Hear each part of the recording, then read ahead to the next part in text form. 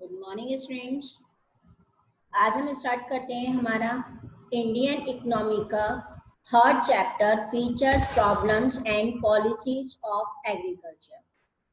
सबसे पहले हमें ये पता होना चाहिए कि हमारा एग्रीकल्चर का मीनिंग क्या होता है। तो सबसे पहले हम इसका लेकर चलते हैं इंट्रोडक्शन। एग्रीकल्चर में वो सभी एक्टिविटीज आती हैं जो हमारे क्रॉप्स के प्रोडक्शन से रिलेटेड होते हैं, चाहे वो फूड क्रॉप्स हो या नॉट फूड क्रॉप्स हो।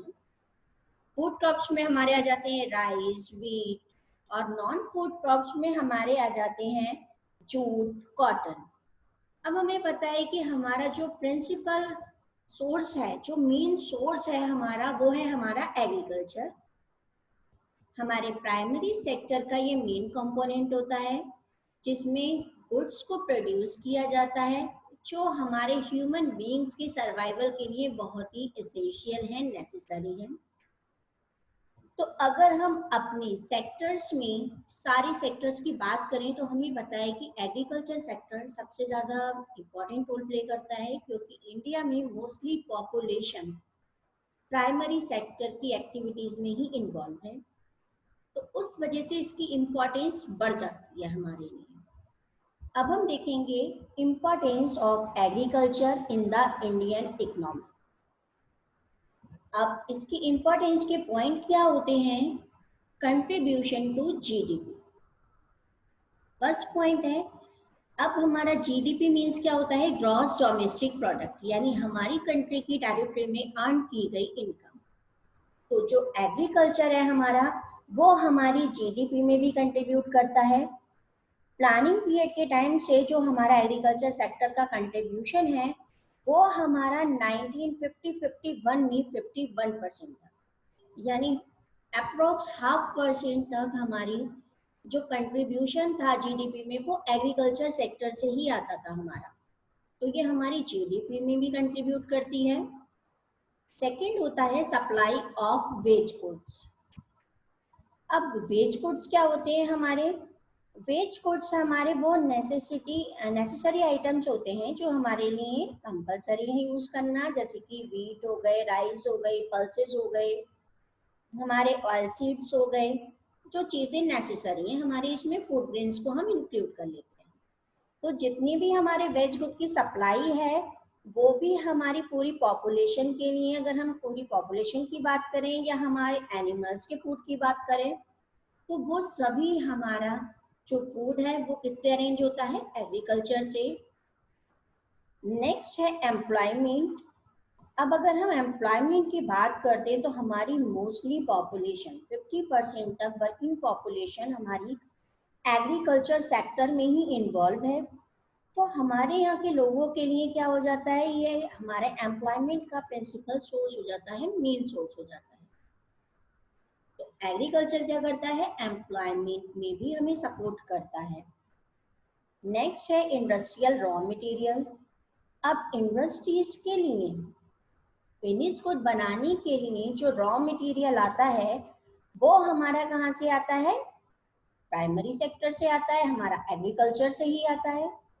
जैसे हम टेक्सटाइल इंडस्ट्रीज के लिए कॉटन की बात करें या ऑयल इंडस्ट्रीज के लिए सीड्स की बात करें, शुगर मिल के लिए शुगर केन की बात करें, तो वो सभी रॉ मटेरियल हमारा कहाँ से आता है? हमारा एग्रीकल्चर सेक्टर से ही आता है।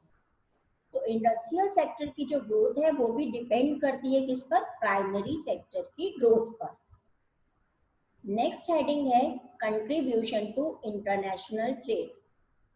अब एग्रीकल्चर हमारी इंटरनेशनल ट्रेड में भी इम्पोर्टेंट रोल प्ले करता है। इंडिया में हमारा टी का, जूट का, कैश्यू नट्स हो गए, हमारे कॉफी, स्पाइसेस हो गए, इनका एक्सपोर्ट ज़्यादा किया जाता है। ये जितने भी हमारे फार्म प्रोडक्ट्स होते हैं इंडिया के टोटल प्रोडक्शन में हेल्प करते हैं। इनसे हमारे पास आता है फॉरेन एक्सचेंज, यानी फॉरेन कैपिटल आ जाती है, फॉरेन मनी, जिसको हम यूज़ करते हैं अपने इंपोर्ट का पेमेंट करने के लिए। जैसे कि अगर हम अपने डिफेंस गुड्स हैं या हमारा क्रूड ऑयल है उसको अगर हम इंपोर्ट करते हैं तो उसका पेमेंट हम इससे कर सकते हैं। तो हमारी इंटरनेशनल ट्रेड में, हमारे फॉरेन एक्सचेंज में, उसमें भी ये हमारी हेल्प करता है। नेक्स्ट हेडिंग है कंट्रीब्यूशन टू डोमेस्टिक ट्रेड। अब इंटरनेशनल ट्रेड के साथ साथ अगर हम अपने डोमेस्टिक ट्रेड को देखें तो एग्रीकल्चर उसमें भी एक इम्पॉर्टेंट रोल प्ले करता है। हमारे जितने भी फार्म प्रोडक्ट्स पे हमारे यहाँ की जितनी भी पॉपुलेशन, जितने लोग हैं, वो लोग जितना भी कंज्यूम करते हैं वो सब कहाँ से आता है, वो सब हमारी एग्रीकल्चर सेक्टर से ही आता है। यानी इसमें क्या है कि हमारे जितने भी प्रोडक्ट्स की नीड है हमें, चाहे वो रॉ मटेरियल हो, चाहे वो हमारा फूड ग्रेन्स हो, सभी चीज़ें हमारी डोमेस्टिक ट्रेड के लिए, डोमेस्टिक मार्केट के लिए वो एग्रीकल्चर सेक्टर से ही आती है। तो इस तरीके से ये हमारे डोमेस्टिक ट्रेड में भी हेल्प करता है। नेक्स्ट होती है support to the transport industry. अब एग्रीकल्चर का एक रोल ट्रांसपोर्ट इंडस्ट्रीज के लिए भी होता है। जैसे हमारे जो रेलवेज हैं, हमारे रोडवेज हैं, ये क्या करते हैं, हमारे फार्म प्रोडक्ट को एक प्लेस से दूसरे प्लेस तक पहुंचाने में हेल्प करते हैं। तो जिन एरियाज में हमारी रॉ मटेरियल की डिमांड ज़्यादा होती है और जहाँ पर इनकी सप्लाई नहीं है, तो दूसरे एरियाज में हम इन्हें ट्रांसपोर्ट सर्विसेज के थ्रू इजीली पहुंचा देते हैं। तो जो एग्रीकल्चर की ग्रोथ है, उसकी ग्रोथ होने से क्या होता है, हमें गुड को दूसरी जगह ट्रांसफर करने के लिए ट्रांसपोर्ट इंडस्ट्री की भी जरूरत होती है, जिससे उसकी भी ग्रोथ होती है। लास्ट हेडिंग है वेल्थ ऑफ द नेशन। अब हमारी कंट्री की वेल्थ को बढ़ाने में भी agriculture sector important role play करता है। अगर हम अपनी फिक्स एसेट्स की बात करें, इंडिया में जो हाईएस्ट रैंक पर है वो हमारी लैंड ही है। यानी हमारी कंट्री की जो वेल्थ आती है फिक्स एसेट से, वो सबसे ज्यादा किससे आती है, लैंड से। इसकी अगर हम कैपिटल वर्थ देखें, हमारे जितने भी मेजर या माइनर इरिगेशन प्रोजेक्ट्स को देखें, तो ज़्यादा मनी, करोड़्स में, रुपीस में मनी हमारी क्या है, वो हमारी इसी में, लैंड में या हमारे एग्रीकल्चर सेक्टर में ही इन्वेस्टेड है। तो इस तरीके से चाहे हम अपने इंटरनेशनल ट्रेड की बात करें, नेशनल ट्रेड की बात करें, इंडस्ट्रीज की बात करें, डोमेस्टिक ट्रेड की बात करें, सभी चीज़ों में जो एग्रीकल्चर है हमारा वो इम्पोर्टेंट रोल प्ले करता है। नेक्स्ट टॉपिक है हमारा फीचर्स ऑफ इंडियन एग्रीकल्चर। अब इन फीचर्स को हमने वैसे फर्स्ट चैप्टर में भी देखा था, सेम ही है, एक बार इनको दोबारा से देख लेते हैं। फर्स्ट हेडिंग है इसमें हमारी लो प्रोडक्टिविटी। अब वैसे तो एग्रीकल्चर बहुत इंपॉर्टेंट रोल प्ले करता है, लेकिन फिर भी इसमें कुछ हमारी डिमेरिट्स भी हैं। जैसे कि लो प्रोडक्टिविटी क्या है हमारी, कि प्रोडक्टिविटी मीन्स होता है प्रोडक्शन कैपेसिटी। हमारा पर हेक्टेयर कितना आउटपुट हो रहा है, हम कितना प्रोड्यूस कर पा रहे हैं, वो हमारी प्रोडक्टिविटी को बताता है। तो इंडिया को अगर हम एडवांस नेशन से, अपनी डेवलप्ड कंट्री से कंपेयर करें, तो उसके बेसिस पर हम ये देखते हैं कि हमारी इंडिया की जो प्रोडक्टिविटी है, जो पर हेक्टेयर आउटपुट की कैपेसिटी है, जो क्वांटिटी है, वो बहुत ही ज़्यादा कम है। जैसे कि अगर हम इसका एग्जांपल लें तो राइस की बात करें, इंडिया में जो पर हेक्टेयर आउटपुट है हमारा राइस का, वो 3.2 टन है पर हेक्टेयर। चाइना में 6.7 टन है पर हेक्टेयर। यूएसए में 7.5 टन है पर हेक्टेयर। और अगर वर्ल्ड एवरेज की बात करें तो 4.3 टन पर हेक्टेयर होता है। तो हम अगर इनमें कंपैरिजन करें तो इंडिया हमारी सब में पीछे है, और अगर हम एवरेज की बात करें तो हम बिलो एवरेज जा रहे हैं। तो मेन सोर्स इंडिया में एग्रीकल्चर होते हुए भी हम प्रोडक्टिविटी में क्या है, बहुत ही लो है। और लो प्रोडक्टिविटी साइन होता है हमारी बैकवर्डनेस का। तो हमारा जो एग्रीकल्चर सेक्टर है उसे हम क्या कह सकते हैं, उसे हम बैकवर्ड या स्टैग्नेंट भी कह सकते हैं। यानी यहाँ पर बहुत ही स्लो ग्रोथ होती है हमारी। सेकंड है डिस्कस्ड अनएम्प्लॉयमेंट। डिस्कस्ड अनएम्प्लॉयमेंट का मीनिंग क्या होता है, यानी ये हमारी हिडन अनएम्प्लॉयमेंट होता है। कोई पर्सन दिख तो एम्प्लॉयड रहा है, लेकिन एक्चुअली वो क्या है, अनएम्प्लॉयड है। इसे हम कैसे डिफाइन कर सकते हैं कि जितने लोगों की नीड है, अगर उससे ज्यादा पर्सन कहीं पर किसी काम में एंगेज हैं, तो वो हमारा डिस्कस्ड अनएम्प्लॉयमेंट होता है। जैसे सिंपल एग्जांपल ले लेते हैं हम, कि अगर आपके यहाँ पर कोई फार्मिंग हो रही है, तो नॉर्मली आपने विलेज में देखा होगा कि एक लैंड पर पूरी फैमिली लगी होती है वर्क करने के लिए, जबकि उस पे अगर 2 या 4 मेंबर्स भी चाहें तो वो भी उस काम को कर सकते हैं, लेकिन फुल फैमिली उसी लैंड पर वर्क कर रही होती है। तो वो लोग अगर अपना उतना ही टाइम किसी दूसरी चीज के लिए डिवोट करें, तो वो एक्स्ट्रा मनी अर्न कर सकते हैं। तो वो सिचुएशन जहाँ पर कि रिक्वायर्ड पर्सन से ज़्यादा पर्सन हमारे इंगेज होते हैं एक्टिविटी में किसी में, तो उसे हम डिस्गस्ट एम्प्लॉयमेंट कहते हैं, यानी कि वो दिख ही रहे हैं केवल हमें एम्प्लॉयड, एक्चुअली वो अनएम्प्लॉयड पर्सन है। जैसे हम सिंपल सा अपने अर्बन एरियाज का एग्जांपल ले लेते हैं कि एक हमारी फैमिली शॉप है। अब क्या है, फैमिली में 4 हमारे वो हैं, एक फादर हैं, उनके 4 सन। धीरे धीरे वो बड़े हो जाते हैं, वो 4 सन भी उसी शॉप पर जा रहे हैं, फादर भी उसी शॉप पर जा रहे हैं। अब उस शॉप को 1 या 2 पर्सन आराम से हैंडल कर सकते हैं, लेकिन फिर भी वो सारे लोग उसी एक शॉप से अपनी फैमिली को चला रहे हैं। तो वो भी हमारा डिस्कस्ड एम्प्लॉयमेंट का एग्जाम्पल होगा। नेक्स्ट है हमारा डिपेंडेंस ऑन रेनफॉल। ये सबसे बड़ी प्रॉब्लम है हमारी कि हमारे पास परमानेंट इरिगेशन सोर्सेस नहीं है। इंडिया में जो हमारा एग्रीकल्चर है वो मेनली डिपेंड करता है किस पे, रेनफॉल पर।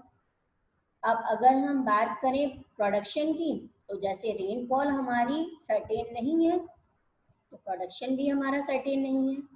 अगर गुड रेनफॉल हो जाती है तो गुड क्रॉप हो जाती है, और अगर बैड रेनफॉल हो जाती है तो बैड क्रॉप हो जाती है। यानी हमारा अब भी क्या होता है, एक स्टेबिलिटी नहीं है।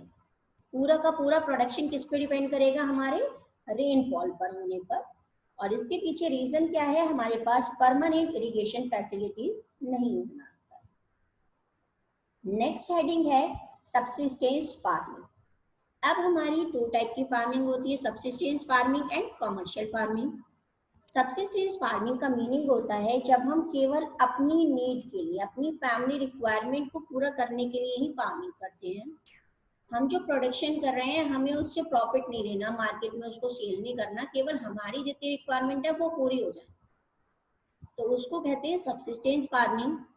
और अगर हम प्रॉफिट लेने के पर्पज से, इन्वेस्टमेंट पर्पज से फार्मिंग करते हैं, मार्केट में सेल करने के पर्पज से फार्मिंग करते हैं, तो वो कहलाती है कॉमर्शियल फार्मिंग। तो इंडिया में जो मोस्टली फार्मर्स हैं हमारे, वो सबसिस्टेंस फार्मिंग ही करते हैं।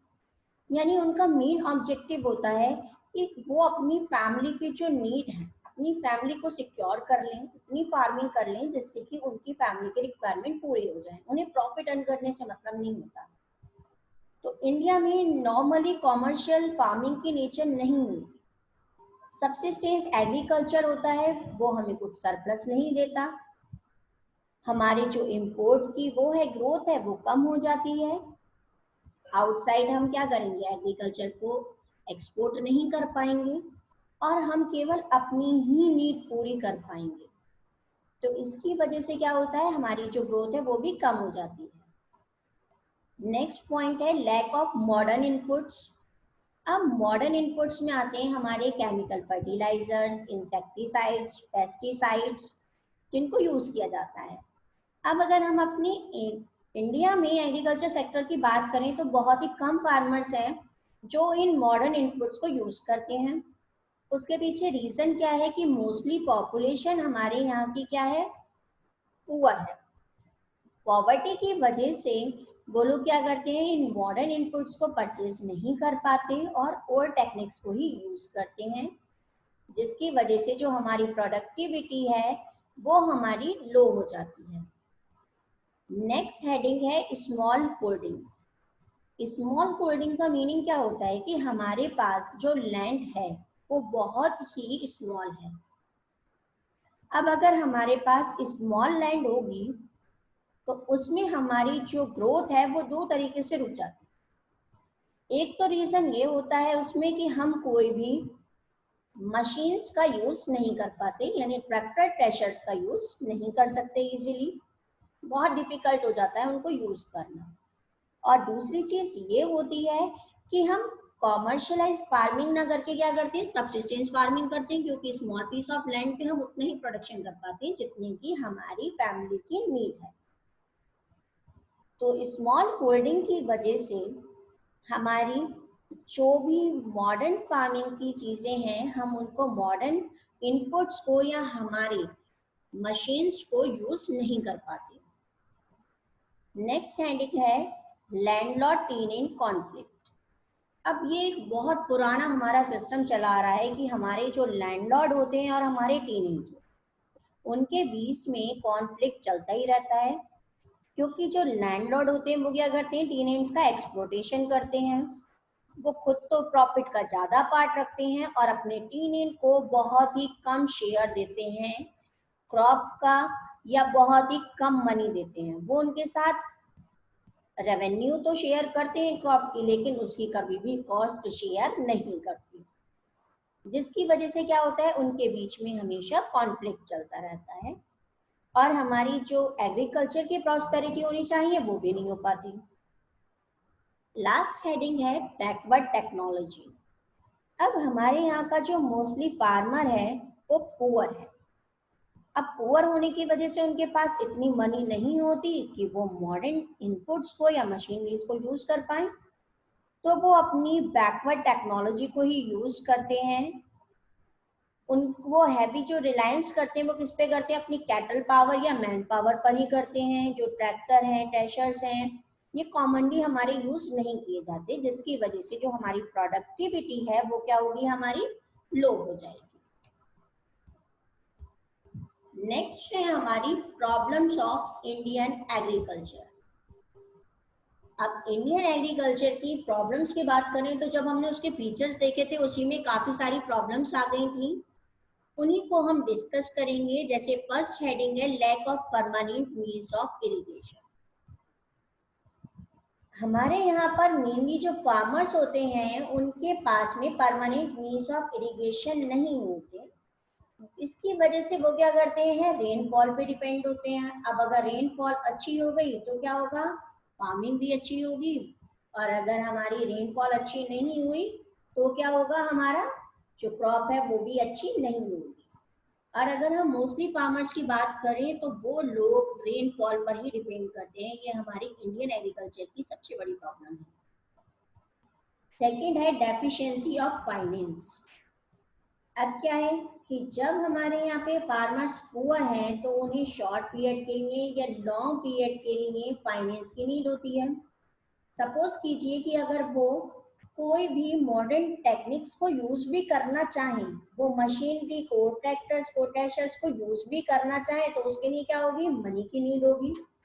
और जो स्मॉल फार्मर्स हैं वो डिपेंड करते हैं किस पे, मोस्टली नॉन इंस्टीट्यूशनल सोर्सेज पे डिपेंड करते हैं, यानी कि वो महाजन से, मनी लैंडर से, लैंडलॉर्ड से मनी लेते हैं, जिसके बदले में वो उनसे हाई इंटरेस्ट रेट चार्ज करते हैं। अब इसमें क्या होता है कि ये जो फाइनेंस वो अरेंज करते हैं, इसमें उतना जितना कि वो इन्हें यूज करके प्रॉफिट अर्न करें, इससे ज्यादा कहीं उनका क्या होता है, इंटरेस्ट देने में निकल जाता है। या कई बार ऐसा भी हो जाता है कि जितनी भी उनकी फार्मिंग होती है वो लोग कंपेल होते हैं उसे किसको सेल करने के लिए, मनी लैंडर या हमारे महाजन को ही सेल करने के लिए फोर्स होते हैं, वो उनसे कम रेट पर परचेज करते हैं, जिसकी वजह से उनको कोई भी एक्स्ट्रा बेनिफिट्स नहीं मिल पाते उनके। थर्ड है कन्वेंशनल आउटलुक। कन्वेंशनल आउटलुक का मीनिंग होता है हमारा कि जो फार्मर्स हैं हमारे, वो कोई भी इनोवेटिव फार्म टेक्नोलॉजी को यूज करना ही नहीं चाहते। आज भी वो अपना क्या करते हैं, फार्मिंग को एज अ सब्सिस्टेंस सोर्स ही देखते हैं, वो कभी भी उसको बिजनेस वेंचर के रूप में देख ही नहीं पाते। उनका कंटिन्यू यही फोकस रहता है कि जो जितना भी क्रॉप हो रहा है वो उनकी फूड सिक्योरिटी को पूरा कर दे, यानी कि उनकी फैमिली की नीड को पूरा कर दे। उनका ऐसा पॉइंट ऑफ व्यू ही नहीं होता कि हम इससे हायर प्रॉफिट अर्न कर पाए। तो जो टिपिकल इंडियन फार्मर्स होते हैं ये उनकी एज ए एंटरप्रेन्योर अगर हम बात करें तो एंटरप्रेन्योर उनकी ग्रोथ को रोक देता है और उनको कोई भी रिस्क लेने नहीं देता। नेक्स्ट हेडिंग है small and scattered holding. Small हमने पहले भी पढ़ा था कि फार्मर्स के पास बहुत छोटा लैंड पीस हो, और स्कैटर्ड माने होता है वो भी सेम जगह पर नहीं है बल्कि इधर उधर फैला हुआ है। तो इंडिया में क्या होती है, एक तो हमारे पास स्मॉल होल्डिंग है वो भी स्कैटर्ड हुई है। तो इसमें क्या करते हैं, अगर हम कोई मॉडर्न टेक्नोलॉजी यूज भी करना चाहें तो नहीं कर सकते स्मॉल की वजह से, और स्कैटर्ड होल्डिंग की वजह से जो हमारी कॉस्ट ऑफ मैनेजमेंट है वो बहुत ज्यादा हाई हो जाती है, जिसकी वजह से हम अपने ट्रैक्टर ट्रेशर्स को यूज नहीं कर पाते और प्रोडक्टिविटी हमारी लो ही रह जाती है। नेक्स्ट है exploitative agrarian relations. Agrarian relations का मतलब होता है वही हमारे लैंडलॉर्ड और टीनेंट के रिलेशनशिप। तो मोस्टली हमारे क्या होते हैं, लैंडलॉर्ड और टीनेंट्स के बीच में अच्छे रिलेशन नहीं होते। इसमें क्या होता है हमारा कि वो एक्सप्लोटेशन करते रहते हैं टीनेंट्स का, जो एक्चुअली रेंट देना होता है तो वो क्या करते हैं, उनसे चार्जेस ज़्यादा ले लेते हैं, काम करने के बदले में उन्हें क्रॉप का केवल कुछ शेयर दे देते हैं, लेकिन उनसे कल्टीवेशन की जो कॉस्ट है वो शेयर नहीं करते। तो वो टिलर ऑफ द सॉइल का हमेशा क्या करते हैं, जो हमारे लैंडलॉर्ड होते हैं वो हमेशा उनका एक्सप्लोटेशन करने की कोशिश करते हैं, जिसकी वजह से उनके रिलेशन कभी अच्छे नहीं हो पाते और उसका इफेक्ट पड़ता है हमारी फार्मिंग पर, हमारे एग्रीकल्चर पर। लास्ट हेडिंग है lack of organised marketing system. अब मार्केटिंग सिस्टम रिलेटेड होता है हमारे क्रॉप के प्रोडक्शन से, वो भी हमारा बहुत ज़्यादा अनऑर्गेनाइज्ड है। यानी जो मेजॉरिटी है हमारी स्मॉल फार्मर्स की वो कंटिन्यू लोकल मार्केट में अपना प्रोड्यूस को सेल करती है, वो भी रिड्यूस रेट पर। अब उसमें क्या होता है, उनके पास जब प्रॉपर मार्केट नहीं होता तो जो भी महाजन्स होते हैं, मनी लेंडर्स होते हैं, वो क्या करते हैं, बहुत कम रेट पर या तो उनका परचेज कर लेते हैं, या क्या होता है कई बार लोन के पेमेंट के बदले में वो उनकी सारी जितना भी प्रोड्यूस होता है उसको रख लेते हैं। तो उनका प्रोडक्शन सारा उनके पास चला गया, तो जो वो एक्स्ट्रा प्रॉफिट अर्न कर सकते थे वो भी वो अर्न नहीं कर पाए। तो इनके पास एक ऑर्गेनाइज मार्केटिंग सिस्टम नहीं होता जहां पर कि ये अपनी गुड को हाई रेट पर सेल कर पाए। अब ये सारी एग्रीकल्चर की प्रॉब्लम्स देखते हुए क्या था, हमारे कुछ रिफॉर्म्स बनाए गए कि इन प्रॉब्लम्स को कैसे टैकल किया जा सकता है। इन प्रॉब्लम को टैकल करने के लिए क्या था, हमारे कुछ सॉल्यूशन निकले जिन्हें हम कहते हैं एग्रेरियन रिफॉर्म्स। इन एग्रेरियन रिफॉर्म्स को हम 3 कैटेगरी में डिवाइड कर सकते हैं, जिसमें फर्स्ट होता है टेक्निकल रिफॉर्म्स, सेकंड होता है इंस्टीट्यूशनल रिफॉर्म्स जिसको कि हम लैंड रिफॉर्म भी कहते हैं, और थर्ड होता है हमारा जनरल रिफॉर्म्स। तो इन हमने सारे रिफॉर्म्स को 3 कैटेगरी में डिवाइड कर दिया। अब हम इनको एक एक करके डिस्कस करते हैं। टेक्निकल रिफॉर्म में फर्स्ट है, first point, use of HYV seeds. अब HYV सीड्स का मीनिंग क्या होता है, हमारा हाई यील्डिंग वैरायटी सीड्स। 1965 से जो हाई यील्डिंग वैरायटी सीड्स हैं हमारे, उनको रिप्लेस कर दिया गया था किससे, कन्वेंशनल वैरायटी सीड्स। यानी कि अब हमारे कन्वेंशनल सीड्स को यूज नहीं किया जाता बल्कि उनकी जगह हमारे HYV सीड्स को यूज किया जाता है, स्पेशली व्हीट, बाजरा, राइस, मेज या हमारे ज्वार के लिए। तो इसमें क्या था कि अगर हमारा जब ग्रीन रेवोल्यूशन इंट्रोड्यूस हुआ था तो उसमें मेन फोकस किया गया था किस पे, कि हम अपने सीड्स को चेंज कर दें किससे, HYV सीड से, ताकि हमारा प्रोडक्शन है वो इंक्रीज हो सके। सेकंड है हमारा यूज ऑफ केमिकल फर्टिलाइजर्स। अब केमिकल फर्टिलाइजर्स जो हैं वो हमारे प्रोडक्टिविटी को इंक्रीज करने में हेल्प करते हैं। इसमें हम क्या करते हैं कि जो हमारे केमिकल फर्टिलाइजर्स हैं वो अगर हम टाइमली यूज करते जाएं तो उसे यूज करने से जो हमारा प्रोडक्शन है वो क्या होगा, हमारा हाई होगा। इसके बाद आता है use of insecticides and pesticides for crop protection. अब इसमें क्या है, क्रॉप को डिसीजेस से, इंसेक्ट से प्रोटेक्ट करने के लिए हम क्या करते हैं, इंसेक्टिसाइड्स और पेस्टिसाइड्स को यूज करते हैं। 14 सेंट्रल प्लांट हमारे प्रोटेक्शन सेंटर बना था, इसलिए बना था ताकि हम अपने इंटीग्रेटेड पेस्ट मैनेजमेंट प्रोग्राम के थ्रू उसको अडॉप्ट करके HYV टेक्नोलॉजी को यूज करके अपनी क्रॉप को इंसेक्टिसाइड और पेस्टिसाइड से प्रोटेक्ट कर सके। फोर्थ है साइंटिफिक फार्म मैनेजमेंट प्रैक्टिस। अब इसमें क्या है, साइंटिफिक फार्म मैनेजमेंट प्रैक्टिस में हम मेनली क्या काम करते हैं, हम साइंटिफिक कल्टीवेशन पे ज़्यादा फोकस करते हैं कन्वेंशनल मेथड की जगह फार्मिंग के लिए। साइंटिफिक मेथड हमारा रिलेटेड होता है सिलेक्शन ऑफ क्रॉप से, उनकी क्वालिटी से, प्रिपरेशन ऑफ सॉइल से, क्रॉप रोटेशन से, सिलेक्शन ऑफ सीड से, यूज ऑफ फर्टिलाइजर से, या हमारी ड्राई फार्मिंग प्रैक्टिसेस। इसमें क्या होता है, हम इसके लिए एक और प्लान हमारा इंट्रोड्यूस किया गया था, इंटेंसिव एग्रीकल्चरल एरिया प्रोग्राम, और एक था हमारा integrated rural development programme launch किया गया था ताकि एग्रीकल्चर की ग्रोथ की प्रोसेस को और ज़्यादा स्पीड अप किया जा सके और ज़्यादा बढ़ाया जा सके। हमारे यहाँ के 23 एग्रीकल्चर यूनिवर्सिटीज़ हैं जो हमारे रिसर्च और साइंटिफिक कल्टीवेशन को प्रमोट करने में ही लगी हुई हैं। तो साइंटिफिक फार्म मैनेजमेंट प्रैक्टिसेस में हम मेन फोकस करते हैं कि कैसे हम अपनी फार्मिंग को इम्प्रूव कर सकते हैं, क्या हम न्यू टेक्नोलॉजी, न्यू मेथड को यूज कर सकते हैं जिससे हमारा प्रोडक्शन इंक्रीज हो सके। फिफ्थ पॉइंट है मैकेनाइज्ड मीन्स ऑफ कल्टीवेशन। इसमें क्या होता है हमारे कि हमारे जो भी मैकेनाइज्ड मीन्स ऑफ कल्टीवेशन है उनको यूज करने पे ज़्यादा फोकस किया जाता है, यानी जो स्मॉल फार्मर्स हैं वो एग्रीकल्चरल मशीन्स परचेज कर पाएँ चीप क्रेडिट फैसिलिटी पर। इसके लिए काम किया जाता है, कुछ कोऑपरेटिव सोसाइटीज़ बनी हमारी, small and marginal farmers agencies बनी होती हैं, रीजनल रूरल बैंक्स होते हैं या कमर्शियल बैंक। ऑलमोस्ट हर स्टेट में जो एग्रो इंडस्ट्रीज होती हैं कॉरपोरेशन वो सेटअप की गई ताकि जो फार्मर्स हैं वो इजीली इन मशीनरीज को, जो एग्रीकल्चर मशीन्स हैं, उन्हें परचेज कर पाए, उनको बाय कर पाए। सेकेंड है इंस्टीट्यूशनल रिफॉर्म्स।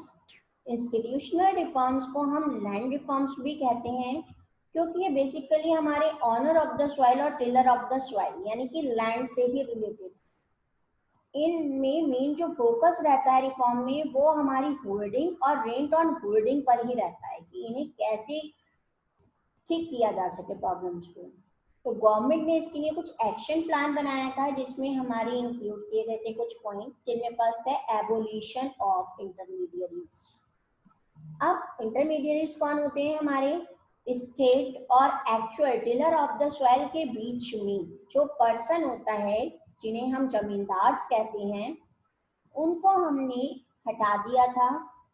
जो ऑनरशिप राइट थे हमारे वो एक्चुअल जो कल्टीवेटर थे हमारे टिलर ऑफ द सॉइल को दे दिए गए थे ताकि जो जमींदार हमारे टिलर ऑफ द सॉइल का एक्सप्लोटेशन करते हैं उसको रोका जा सके। तो जो बीच में जमींदार थे उनको हटा दिया गया था। सेकेंड है रेगुलेशन ऑफ रेंट। अब इसमें क्या था कि हमारा बहुत ज़्यादा कल्टीवेटर्स जो होते थे हमारे, उनका एक्सप्लोटेशन होता था, उनको रेंट बहुत कम पेड किया जाता था। तो इस प्रॉब्लम को दूर करने के लिए हमने जो रेंट था वो फिक्स कर दिया था।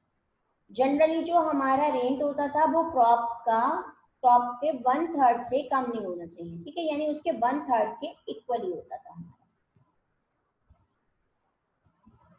Consolidation of holdings. अब इसमें क्या था, कंसोलिडेशन में जो भी हमारी फ्रेगमेंटेशन थी यानी कि जो लैंड हमारी स्कैटर्ड हो रही थी उनको रिड्यूस करने के लिए एक कंसोलिडेशन ऑफ होल्डिंग लाया गया था जिसमें कि हमारे 1633 लाख एकड़ हेक्टेयर लैंड को क्या किया गया था, कंसोलिडेट करके उसकी होल्डिंग कर ली थी गवर्नमेंट ने। उसके बाद क्या था, उस सारी लैंड को एक साथ करके जो अलग अलग जगह थी उसको पूरा एक कर दिया। नेक्स्ट है सीलिंग ऑन लैंड होल्डिंग्स। अब डिस्ट्रीब्यूशन में, लैंड के डिस्ट्रीब्यूशन में इक्वलिटी लाने के लिए हमने क्या किया, जितनी भी लैंड होल्डिंग थी उनको सील कर लिया। सील करने के बाद जो भी हमारी सरप्लस लैंड थी उसे गवर्नमेंट ने स्मॉल होल्डर को दोबारा से क्या किया, उसको रीडिस्ट्रीब्यूट कर, यानी कि जो लैंडलेस लेबरर्स थे हमारे, सीलिंग से जितनी लिमिट से जितनी भी बच गई, या हमारे स्मॉल होल्डर्स थे, वो लैंड उनको रीडिस्ट्रीब्यूट कर दी गई थी। फिफ्थ है कोऑपरेटिव फार्मिंग। अब कोऑपरेटिव फार्मिंग में क्या होता है हमारा, इसमें हमारा कंसोलिडेशन ऑफ होल्डिंग का बेनिफिट मिलता है, यानी इसमें एनकरेज किया जाता है जो स्मॉल होल्डर्स हैं उनकी बार्गेनिंग पावर को एनहेंस करने में, कि उन्हें कॉम्पिटिटिव मार्केटिंग स्ट्रक्चर के हिसाब से ट्रेन किया जाए ताकि वो बार्गेनिंग कर सकें और एक्स्ट्रा मनी अर्न कर सकें। अब इन लैंड रिफॉर्म्स का जो मेन ऑब्जेक्टिव था वो क्या था हमारा, एक तो था कि जो हमारे actual tiller of the soil है उनके एक्सप्लोटेशन को रोका जा सके, और दो, जो हमारी इनइक्वालिटी है उसको एलिमिनेट किया जा सके। ये हमारे दो मेन ऑब्जेक्टिव थे लैंड रिफॉर्म्स के। नेक्स्ट है जनरल रिफॉर्म। अब जनरल रिफॉर्म में हम इंक्लूड करते हैं एक्सपेंशन ऑफ इरिगेशन फैसिलिटी, यानी सबसे मेन प्रॉब्लम क्या है कि हमारे यहाँ पे परमानेंट मीन्स ऑफ इरिगेशन नहीं है, जिसकी वजह से फार्मर्स क्या होते हैं वो रेनफॉल पर डिपेंड करते हैं। तो इसके लिए उन्होंने क्या किया, सबसे पहले इरिगेशन फैसिलिटीज को एक्सपेंड करने की सोची।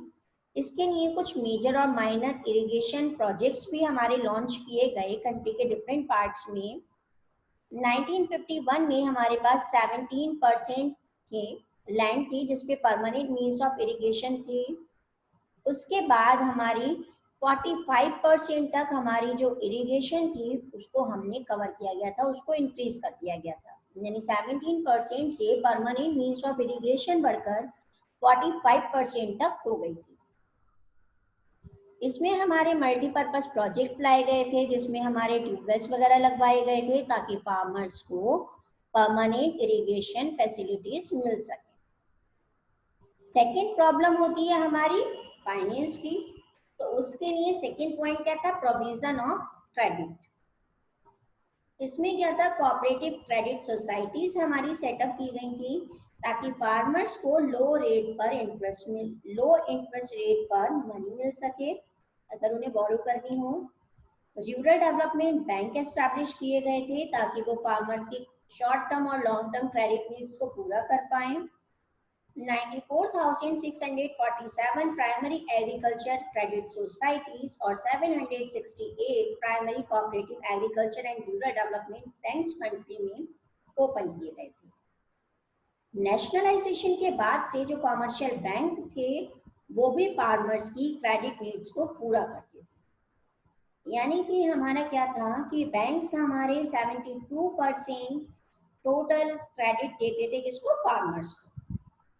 रीजनल रूरल बैंक का काम भी होता था फार्मर्स को क्रेडिट फैसिलिटी को बढ़ाना, यानी उनको जब भी क्रेडिट की नीड है उन्हें दे दो।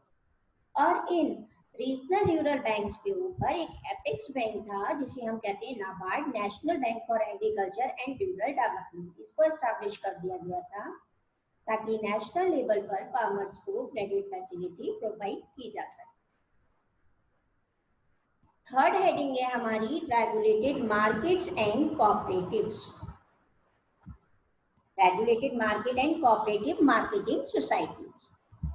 अब इसमें क्या होता है, रेगुलेटेड मार्केट हमारे एस्टैब्लिश कर दिए गए थे कंट्री के ऑल पार्ट में ताकि वो क्या कर सके, फार्मर्स हैं वो एक मिडिल मैन के एक्सप्लोटेशन से बच सकें और सही रेट पर अपने प्रोडक्ट को सेल कर सकें। ये मार्केट हमारे गवर्नमेंट के होते थे, यानी इसमें मार्केट कमेटी अपॉइंट की जाती थी गवर्नमेंट के द्वारा। जो हमारे फार्मर्स के रिप्रेजेंटेटिव होते थे वो उसके मेंबर्स होते थे कमेटी के, और कमेटी ये इंश्योर करती थी कि फार्मर्स को टाइमली पेमेंट हो जाए। दूसरी चीज वो ये इंश्योर करती थी कि स्पेसिफाइड वेट मेजर किया जाए ठीक है, फार्मर्स को उनके प्रोड्यूस की बिल्कुल करेक्ट वैल्यू पेड की जाए। ये जो कोऑपरेटिव मार्केटिंग सोसाइटीज होती थी, ये हमारे फार्मर्स की मार्केट में बार्गेनिंग पावर को एनहेंस करने के लिए बनाई गई थी।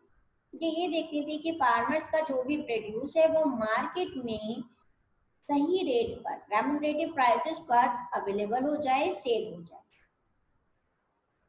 नेक्स्ट है प्राइस सपोर्ट पॉलिसी। फार्मर्स के फार्म आउटपुट को इंक्रीज करने के लिए या उन्हें अनसर्टेनिटी से मार्केट के प्रोटेक्ट करने के लिए क्या था, गवर्नमेंट ने एक पॉलिसी बनाई मिनिमम सपोर्ट प्राइस की।